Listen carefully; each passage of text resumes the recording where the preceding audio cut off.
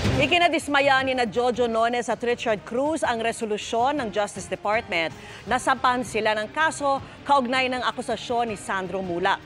Kasong rape through sexual assault at 2 counts ng acts of lasciviousness ang isinampa matapos makita ng prosekusyon ang lahat ng elemento ng nasabing mga krimen ayon sa DOJ.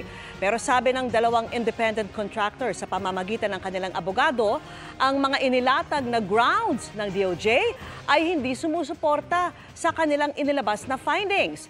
Kaya aapela nila ito at posible ring maghain ng motions to quash. Kinwestiyon din nila ang ilang detalye sa inihaing kaso. Tinawag naman ng kampo ni Sandro na one step closer sa pagkamit ng hustisya para sa aktor ang desisyon ng DOJ. Patuloy rin anila silang lalaban para kay Sandro at maniniwala sa justice system para lumabas ang katotohanan at mapanagot ang mga anilay perpetrators.